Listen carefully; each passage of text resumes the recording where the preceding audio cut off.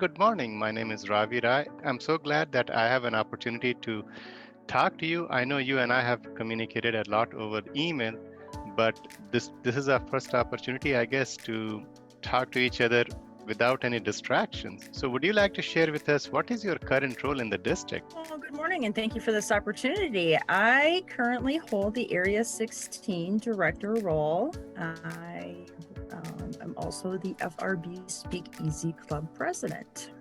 All right. Well, dual roles. This is going to keep you really busy, both in the club as well as in the district. So I always, as a past district leader, I'm always curious to know, like myself, when I came into leadership, it was more of a wow, oh, these are district leaders serving a larger cause. And I'm always curious to know what other people do and what brought them into Toastmasters. So what did you think about the role that you took up as an area director first time when you came across this? I could not say no. When I first saw the email about the area director vacancies that occurred in District 6, I felt compelled for some reason to be an area director this year. I had been kind of recruited a couple of years ago, but didn't feel I was ready then. And when I saw those emails, something just bells went off that I was ready, and I just couldn't say no. As I said, I'm already FRB Speakeasy Club president, and I knew that I was taking on a lot of responsibility, but just felt ready and that I wanted more. I originally joined Toastmasters in 2011, but I was in it for the communications. And this year it felt like I was ready for the leadership. So area director just sounded like a good fit, and I've held other officer roles, and not that I wasn't ready for those at the time. I have also been FRB Speakeasy Club president once before. I've been vice president of education, secretary, and sergeant at arms, but the area director role just felt right now. I agree with you. I would have to say I have visited your club, FRB Speakeasy. It's a wonderful club. So being a great club, that means there is always a great expectation from the president. And then when you add another responsibility at the area level of area director, that means your hands are going to get full. I'm also sure you have lots of experiences that comes along with both the roles actually. But I was more curious to know, as the district leader, as an area director, you may have had a lot of stories. So would you like to share some of the positive experiences or even stories that you have come across while serving as an area director? Well, one of them goes back to before I was area director, when I originally joined, when I was with National Mayoral Donor Program Toastmasters, when I joined in 2011. And something I learned early on that I still carry with me is that you're never alone.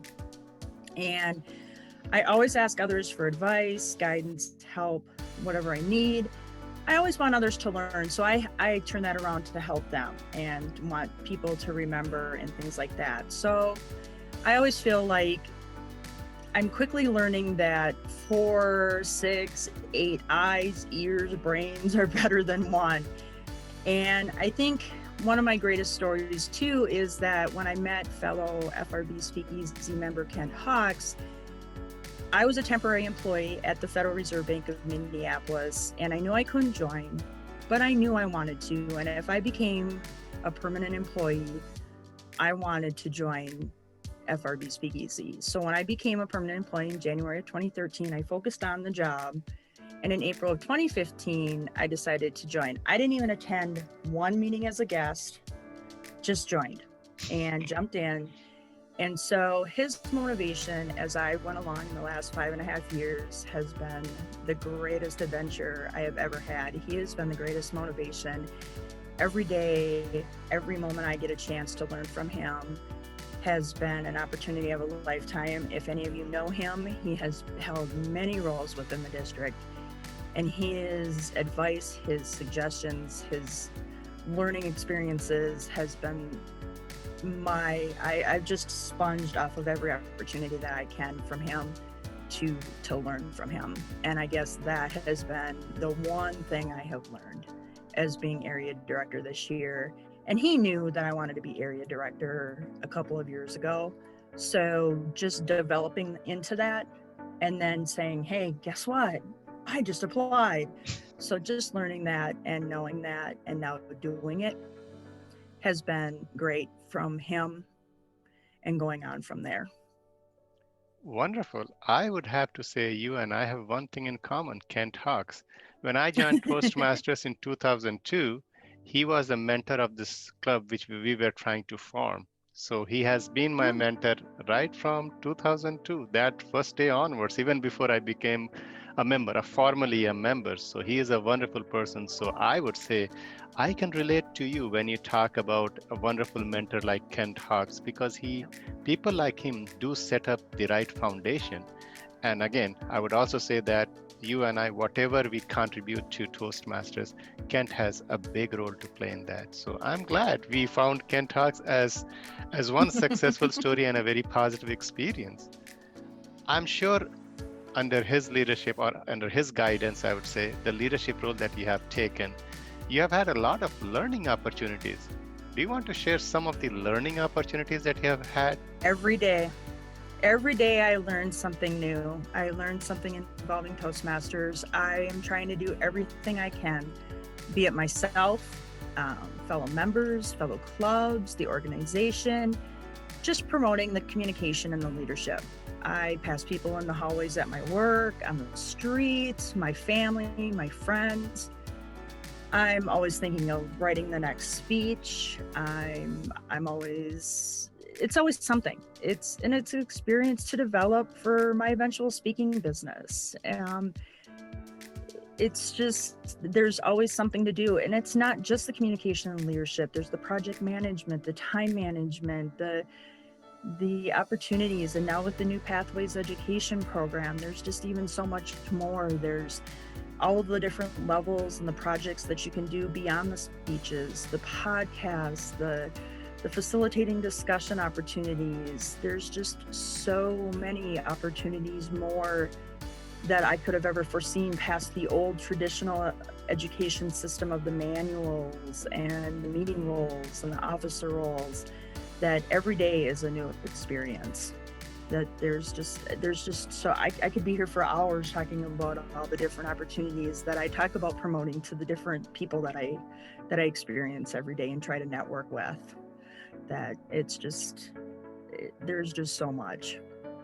Monica is really wonderful because when you brought about the fact that you're also looking forward to, I mean, there are a lot of things in Toastmasters that keeps you engaged, and that's the feeling I got that even when you finish a manual, which is what used to be in the old system, now it's the pathways. There is something new about that, and people always bring that extra energy and enthusiasm. There is always something for you to do.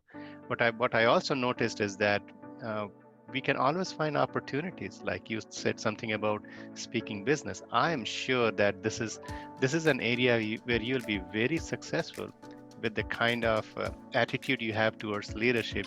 You are always trying to find a reason to stay engaged and be part of the bigger network. So this is an awesome thing for me to learn today. I'd like to know if you have any positive, encouraging message that you want to share with our viewers today. Learn that it's not all about the speech. I think so many people get the wrong impression that Toastmasters, it's all about the speeches and that's all it is. And it's not. Promote the leadership, not just the communication.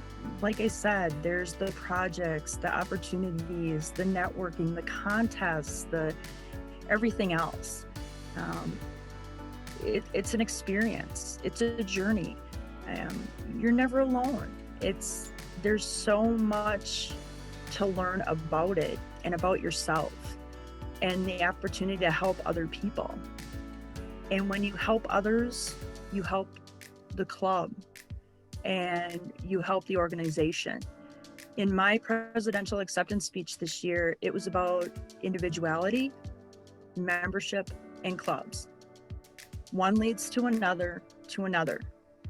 I had quoted from the June issue of the Toastmasters magazine, in which the 2005 world champion of public speaking, Lance Miller, had said, "When the individual grows, the club wins." I truly believe that. And if you can get yourself to that confidence, that knowledge, that experience, and that journey, you can help others. You can help a club, multiple clubs, and you can help the organization. An organization that has survived this long based on this has got to be doing something right, and it's not going to go away, and it can help so many more people, and it will, and it does, and it's helped me. I couldn't agree more. It's first taking care of our members and helping them be successful. And I also agree with you that it is not just about completing a speech. There is so much more than simply completing a project. It's the leadership journey and the journey that we all take. So I'm so glad you pointed that out. Monica, there is always something that I learn, and today I feel like it is this what I talked to you with the limited amount of time we had. There is so much to know about you. Is there something else that you want to share with our viewers that I may not have covered through our conversation so far? No, not really. I just want to share. Since day one, I have loved Toastmasters, and there's just something about it. I have always been intrigued. I've always been interested. I wanted to be a public speaker since I was 17 years old, and although I hate to admit it, I'm 50, but I have loved public speaking, and I will never stop. I was always told when I was a kid that I always was a talker, and I want to develop that into a focused professional opportunity. And Toastmasters has been that opportunity. Indeed, and I do look forward to a vibrant, thriving speaker in you. So I wish you best of luck on that journey.